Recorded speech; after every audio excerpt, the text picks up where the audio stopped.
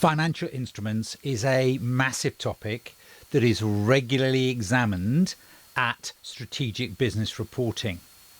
And the purpose of this video is to take you through how companies are going to account for their financial instruments when they are issuing them in order to raise finance. And sometimes this means that we're borrowing money, debt. Sometimes it means the instrument that we're issuing is an equity instrument. And I need you to understand that classification process and how they're accounted for differently. In addition, I'm going to address the issue of split equity accounting because there are some hybrid financial instruments, convertible loan notes. So there's a lot to get through. My name is Tom Clendon and I'm an ACCA SBR subject expert. And what I want to do is to keep it simple. So let's start at the beginning. Let's start with debt and let's start with the definition of what debt actually is. Now, in the simplest form, debt is a contractual obligation to deliver cash. You have to pay back the money. And 9 times out of 10, 99 times out of 100, that's all you need to know in terms of the definition of debt, a contractual obligation to deliver cash. But strictly speaking, under the accounting standard, debt is also present when you've got a contract, when you've got a financial instrument, which requires you to exchange financial assets at an unfavorable rate.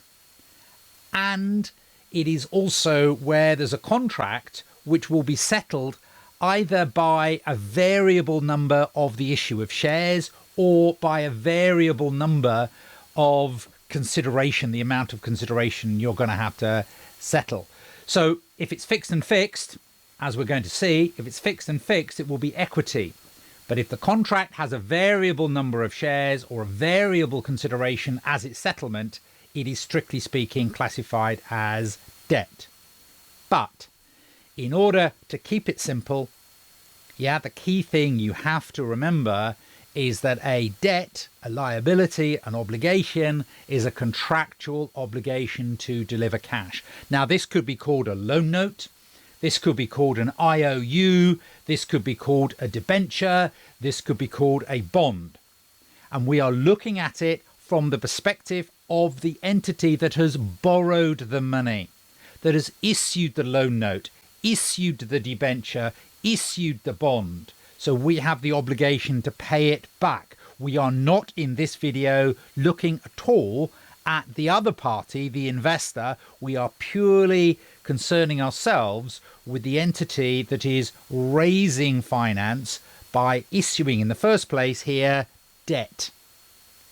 Debit cash, credit liability. Money in, thank you very much, and you have an obligation to pay it back. So therefore you recognize a liability.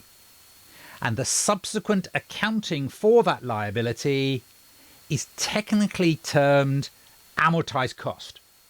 There are a very few narrow circumstances where it's fair value through P&L, not for this video, but 99 times out of 100, if you borrow money, you're accounting for it at amortized cost. And what that means is that you will have an expense in the profit and loss account, a P&L expense at the effective rate, which increases the liability. So you're debiting the P&L, crediting the liability. The liability goes up with the interest expense. I'm using the terminology of IFRS 18, the interest expense charged in the P&L. Now, the cash that you pay back will reduce the liability. And this is very often a different figure from the interest expense. So the cash that you pay back decreases the liability, credit cash, debit liability. And therefore, with amortized cost, the liability is a bit of a yo-yo. Goes up with the interest expense, down with the repayment. But at the reporting date, at the year end, the figure is not revalued. And that's why we call it amortized cost. The number will change, but it's not being revalued. It is not at fair value. Yeah, we stick with the original numbers and the original accounting. Okay? Now, you need to understand this. And for me to understand this, and for me to explain it to you in an understandable way, let's think how it might be examined. There might be numbers. So let's think about fish. It's a 2-year bond, which means the money will be paid back at the end of 2 years. The 10,000 refers to the nominal value of the debt, of the bond. And the fact that it's being issued at par means there's no premium and there's no discount. If it was issued at a premium of 20%, then we'd be receiving 12,000. If it was issued at a discount of 20%, we'd only be receiving 8,000. But it's issued at par, so we are receiving 10,000. Now the coupon rate tells me how we are paying back the cash, 5%. So the cash that will be paid on an annual basis is 5%, 500 a year. That is not necessarily the interest expense, because the interest expense will be based on the effective rate that is given to you. This is not AFM. You're not going to have to calculate the effective rate. The numbers are given to you. We're accounting for what has happened. And we are told that there is a balloon payment. We are told at the end of the cycle, at the end of the 2-year period, on the redemption, on the paying back of the debt, of the bond, we will not only pay back the 10,000, but we will pay back an additional 624. And for me, that's perfectly logical, because we've been underpaying as we've gone along. The coupon rate is only 5%, the cash we're paying is at 5%, but the real cost of borrowing is at 8%, and therefore we're building up arrears, and therefore we pay it at the end. But maybe I over-explain. Numbers. In a spreadsheet, the cash we've received is 10,000. The P&L expense runs at 8%. The assumption is interest is paid in arrears, interest is paid at the end of the year. So with the finance cost, with the interest expense in the first year, it would be 800. The cash that you pay, which reduces the amount of the debt, is the coupon rate, the 5%, on the nominal value of 10,000. So therefore, at the end of the accounting period, the liability that is left is 10,300. For the avoidance of any doubt, in the first year, the interest expense charged in P&L is 800. The interest that you pay in the cash flow statement, that is the cash out under operating activities, is 500. And what you are left with as a liability on the statement of financial position is 10,300. Year 1. We can now follow through in year 2. So the opening balance in year 2 will be the 10,300. And the effective rate of interest of 8% is applied to that to calculate the interest expense. Compound interest. 8% on the 10,300 is the expense, because the liability is slightly bigger, the finance cost is slightly bigger. Matching concept. The bigger the liability, the bigger the expense.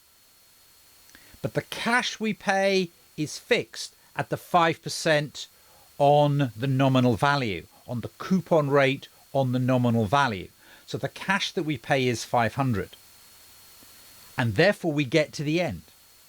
We get to the end of the second year, and at the end of the second year, the liability is extinguished because it's a 2-year bond, and we are redeeming it at a premium of 624, so we're paying back 10,624, and therefore, at the end of the 2-year period, the debt's gone.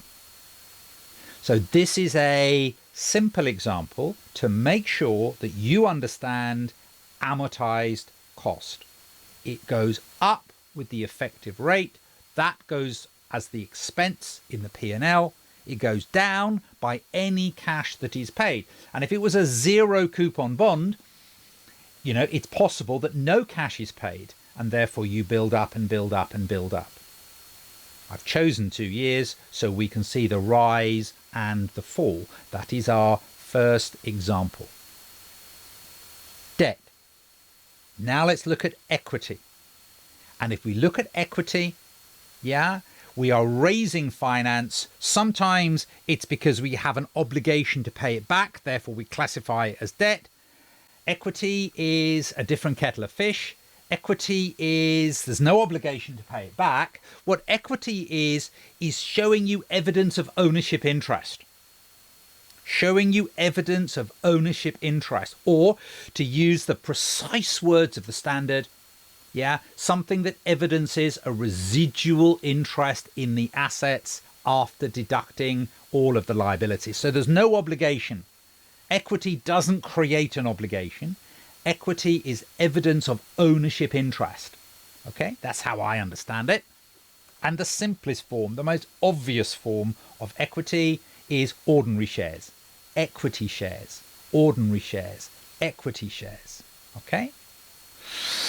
Now, initial recognition, debit cash, money comes in, credit equity.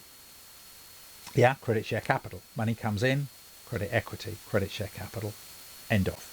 All right, nice and simple. All right. Subsequent accounting, nothing. Doesn't change.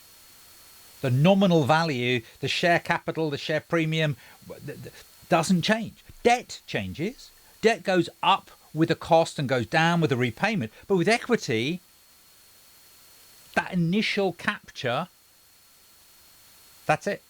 There is no subsequent accounting for equity. You know, if a dividend is paid, it doesn't change the equity. It doesn't change the share capital. Once you've got your share capital fixed, boom, end of. All right? So don't overcomplicate it. There is no subsequent accounting for equity. It's there, initial recognition, end of. Mirror, mirror on the wall. Who is the fairest of them all? If you've got a company that has issued a financial instrument, you know and I know how it should be accounted for. Either it's classified as debt or it's classified as equity. Okay? But I want you to get into the mind of the creative accountant. I want you to get into the mind of the examiner. I want you to get into the mind of understanding the consequences of classifying something as debt and classifying something as equity when you're issuing it to raise finance, because I think it's really important to appreciate the distinction between debt and equity. If it's debt, if you're raising finance and you're classifying the instrument as debt, gearing goes up. The relationship between debt to equity, gearing goes up, your risk goes up, and you have an interest expense that passes through the P&L. These are facts. If you borrow money, gearing goes up. If you borrow money, there is a cost to that debt. Fact. On the other hand, if you classify the instrument as equity, if the finance that you raise is an instrument which is classified as equity, gearing goes down. You become apparently more stable, less risky.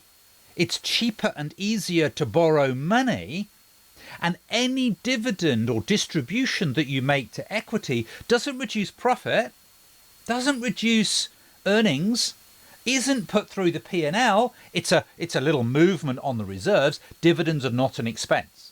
They're an appropriation of profit. Mirror, mirror on the wall. Who is the fairest of them all? Well, it's equity, isn't it? It's equity. Equity improves the balance sheet and doesn't damage the P&L. Whereas debt, gives the impression to the investor of more risk, gives lower future profits. So a creative accountant will always want to try and claim that something is equity when in substance, in truth, it might be debt. And we in the exam have to be ethical, have to be technically competent, and we have to explain the correct accounting treatment, irrespective of the consequences of how it's perceived by other parties. But it's useful to have that understanding that debt is ugly and equity is pretty. We must tell the truth. We must account for the financial instruments that we issue in accordance with their substance and not necessarily in accordance with their form. In other words, just because it's called a share does not in itself mean that it is equity. Just because it's called a share, it doesn't mean to say that it's guaranteed to be equity. We've got to examine the circumstances. And so let's have a look at an example, a 4-mark example, say, and we've got to basically decide whether this instrument is debt or whether it's equity.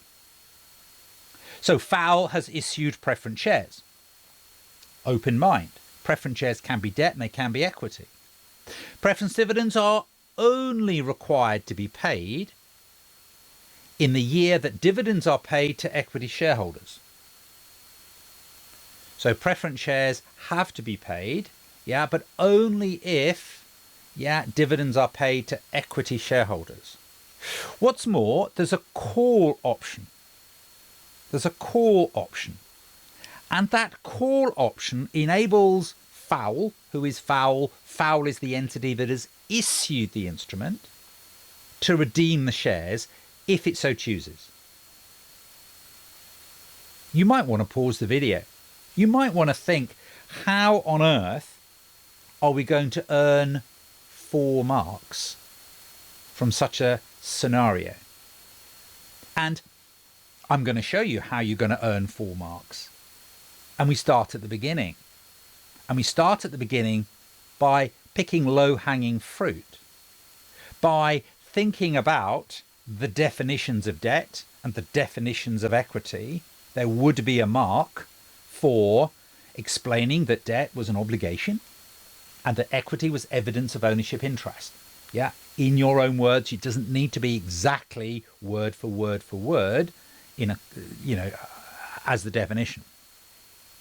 We're going to end with a conclusion, and in the middle we're going to pick up the facts of the case and apply our knowledge. So basically, there is no obligation to pay dividends because preference dividends are only required to be paid if equity dividends are paid, and you don't have to pay equity dividends. So there's no obligation being created to pay dividends. And the fact that you've got a call option, that's our choice.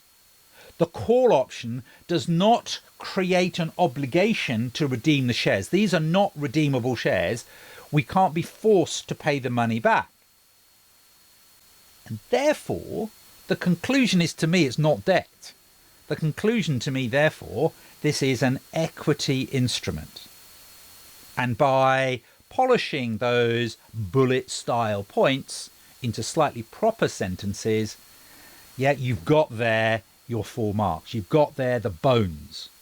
Remember, in the exam, it's application, application, application. You are not going to pass this exam if all you do is be a parrot. If all you do is regurgitate rote learn definitions, that's not enough. You're going to be given scenarios where you're going to have to use your judgment based on your technical knowledge. Let's look at another example. Let's have a look at another example. And this time it's Fish. And they've also issued preference shares. Only this time it contains a put option. And if it's a put option, the power, the choice, is with the shareholders, not with Fish, with the parties who are holding the instrument. The preference shareholders have a put option which enables them to require Fish to redeem the shares at any amount. At any time, at the original amount they've advanced, plus 4%. Plus 4% that has been, compounded, less any money they've received in the meantime. Is this debt? Or is this equity? Yes, we will reach a conclusion. Yes, the conclusion will be worth a mark. But maybe we go round the houses first to build our case. If you want some thinking time, by all means pause the video. How am I going to start? Well, let's pick some low-hanging fruit. Let's basically say debt is an obligation. Contractual obligation to transfer cash, whereas equity is evidence of ownership interest.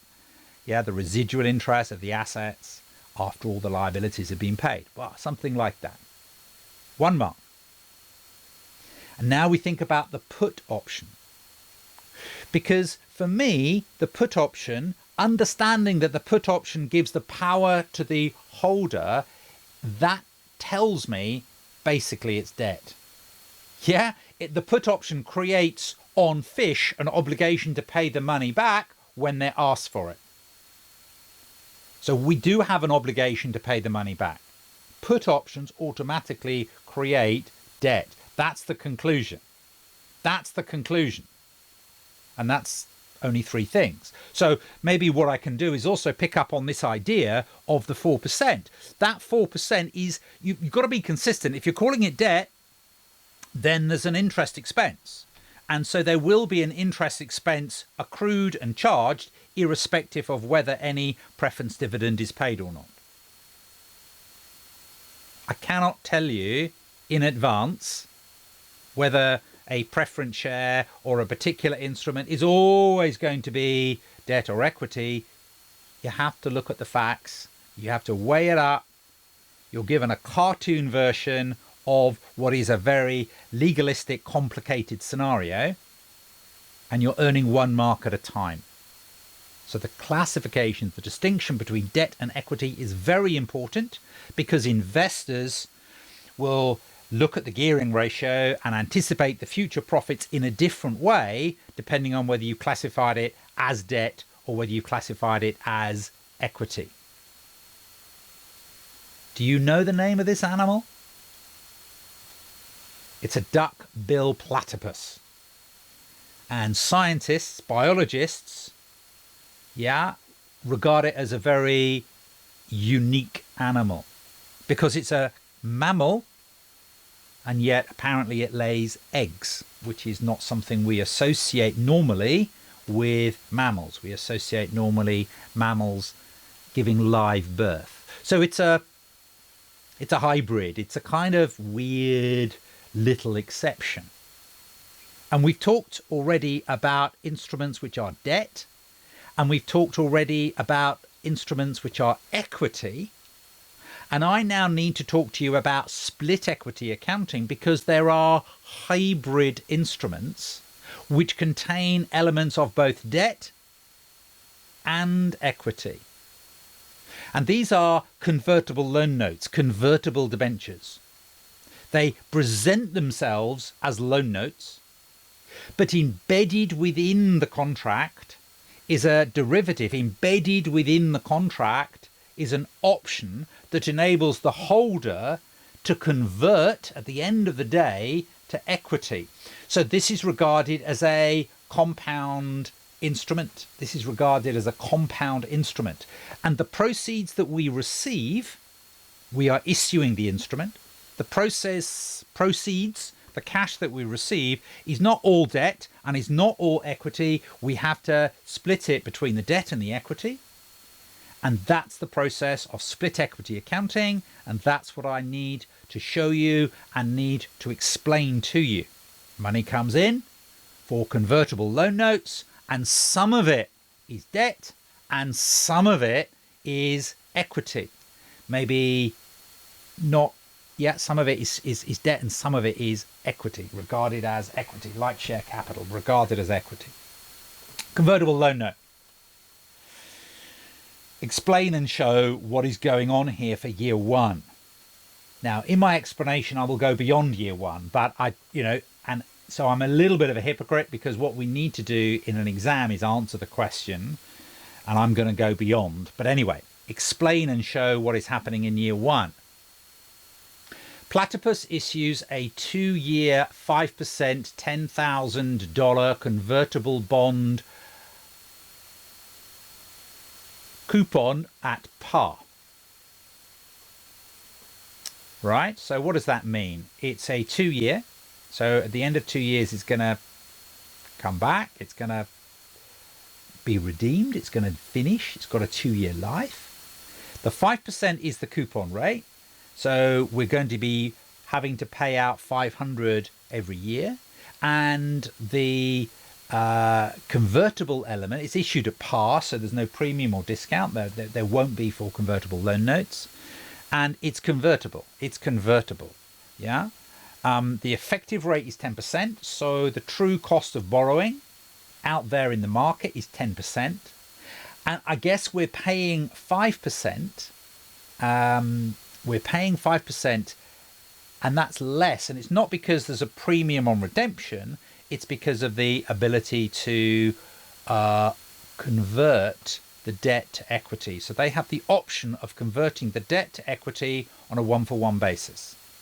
If you need a moment, pause the video. And we're now about to explain and show how that is dealt with. I feel initially more comfortable with the words.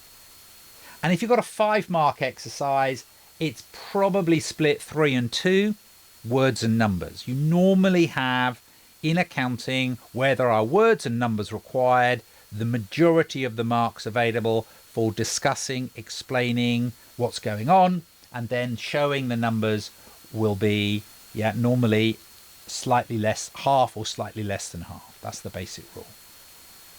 So, the initial recognition is you are receiving $10,000. It's a compound instrument because it's a convertible loan note that contains elements of debt and equity. And therefore we need to apply split equity accounting to separate out the 10,000 into its debt and equity component parts. Now, the way that you do that is you measure the debt at the fair value, you measure the debt at the present value of the future cash flow, and you take the equity element as the balancing figure. So if we were to measure the debt at 9, the equity would be 1. If we were to measure the debt at 8, the equity would be 2. So we're going to be taking the future cash flows, the 500, 500 and 10,000, and we're going to be discounting it back by 8% and by 8% in 2 years' time. We're going to be making those figures smaller. The subsequent accounting for the debt is to apply amortized cost. There is, of course, no subsequent accounting for the equity element. Here goes the numbers then. So to find out the element of debt, within the 10,000, equity will be the balancing figure. We say in the first year, at the end of the first year, there's an obligation to pay 500. CF, cash flow, 5% on the 10,000, the coupon rate on the nominal value. You're discounting it by 1.1. You're making it smaller. So therefore that has a PV, a present value of 455. Year 2, you're not only paying back the 500, but you would have an obligation to pay back the 10,000, redeeming it at par. And you are discounting that back by 1.1 to the power 2 because it's 2 years away, and therefore when you aggregate that, the debt element is 9,133.